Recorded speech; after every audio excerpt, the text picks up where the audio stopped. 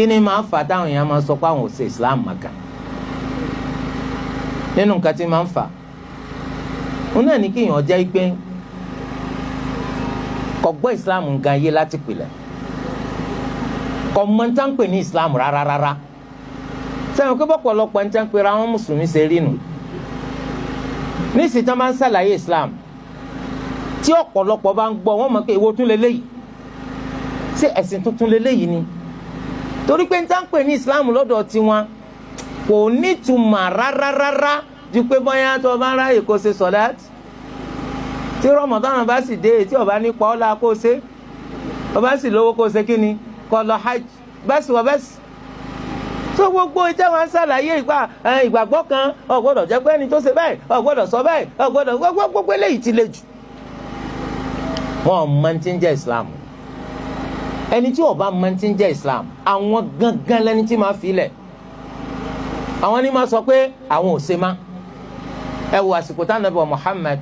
sallallahu alayhi wa sallam tán ní àsọyípọ̀ pẹ̀lú àwọn kòfàrù Quraysh ní al-Hudaybiyah ọ̀kan nínú ẹsẹ̀ àsọyípọ̀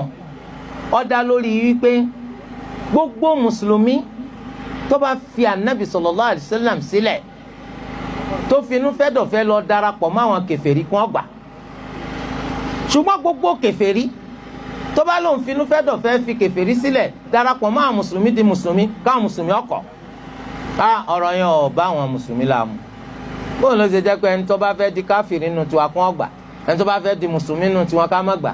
Ànábì sallallahu alaihi wasallam wọn sọ fún wa wọn sọ fún Umar pé sọ gbà pé ìránṣẹ́ Allah ni mí ó ní mo gbà sọ wá rò pé ń fọwọ́ sí nǹkan kan tí ì bá sọ òdodo mi ń rò bẹ́ẹ̀ ó ní tálẹ́ni náà tí Islam ó jókòó lọ́kàn rẹ̀ tí ó fi lẹ̀ wàláhì kò sí torí ẹ̀ ló bá gbọ́ pé àwọn pé pásítọ̀ Bello Reverend Fatima ẹ̀dàkùn ẹ̀gbàgbé ẹ̀ tẹ́lẹ̀ náà wọn gbọ́ Islam yìí kí ni jẹ́ Islam tó kọ́ ní Islam ni tó kọ́ ní Islam ni kí sọ́kọ́ lọ́sẹ̀ ní Islam ó ṣe ojúṣe Islam ọ̀rọ̀ táwọn bàbá sọ sẹ́rù pé wọ́n sì sọ ni pé ìmọ̀lọ́lá dínì ọgbọ́n ògbé ókè gbogbo ẹni tí wọ́n ń ṣẹ̀sìn sí wọ́n nímà ṣèbá ń yín mú sáwọn bàbá ń pakọ ni àwọn ti sọ pé ìmọ̀lọ́lá dínì ọgbọ́n ògbé wàláhì wọ́n rí sọ ṣé gbogbo àwa táwọn ń ṣàdínì Islam yìí náà ni à ń ṣe pẹ̀lú mà ṣé bólódò lọ́pọ̀ jù tákàmọ́ ṣe pàǹsàṣà irú wọn lọ́rọ̀ lọ́rùn bá jẹ́ láti fi Islam sílẹ̀ torí kọ́ mọ́túmọ̀ Islam tẹ́lẹ̀ náà ẹ dákun asọ́láàtù yìí lásán tó bá máa tán pè ní asọ́lá tó bá máa tún máa ti sọ́láàtù kó sínú wàláhì ò ní fi Islam lẹ̀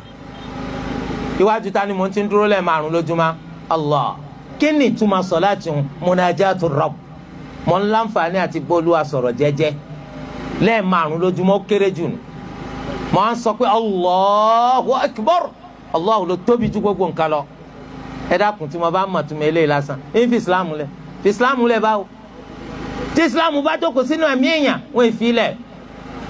a sọ nípa àtàn kan tí wọ́n sọ fún wa ní Sudan wọ́n ní àwọn apẹni lọ sí díẹ̀ sìn ọmọlẹ́yìn Paul wọ́n wá láti Egypt wọ́n wá Sudan wọ́n wá pe àwọn èèyàn sí ẹ̀sìn ṣọ́ọ̀ṣì wọ́n sì ráwọn èèyàn kó wọ́n pọ̀ díẹ̀ wọ́n á kó wọn sínú train wọ́n fẹ́ kó wọn lọ sí Egypt for further training ìgbà tí wọ́n wà nínú ọkọ̀ ojú irin àwọn pásítọ̀ tó wá kó wọn wá ń bá wọn sọ̀rọ̀ jomi tó rọrọ̀ ọ̀kan ni wọ́n á sọ fún àwọn èèyàn yẹn pé kí ni nǹkan tí ẹ ń fojú sùn pé ẹ fẹ́ ní láyé lẹ́yìn ìgbà tí ẹ ti dọ̀kan náà ọmọ ẹlẹ́yìn Paul báyìí wọ́n á ní sí ìyàlẹ́nu gbogbo àwọn pásítọ̀ yẹn ní tí gbogbo àwọn èèyàn yẹn ń sọ ni pé ní tó kù nísìnyí káwọn lọ Mẹ́kà Mẹ́kà báwo ní ẹ̀sìn tẹ́ gbà yìí kò sí Mẹ́kà kan bẹ́ẹ̀ wàláhì ní tó kù láyé tàwọn báyìí ní káwọn lọ Mẹ́kà kí ẹ lọ ṣe kí ni hajj Allahu Akbar wọ́n sì yàn kú nítorí pé ìmánì ń sìn bẹ́ lára wọn tí Islam bá jókòó sí yàn la àti fi Islam ńlẹ̀ kò ní rọrùn torí àyè máa kán ní máa jẹ́ kí wọ́n sọ pé àwọn ò ṣe Islam ọ̀kan nu sábàbí nu.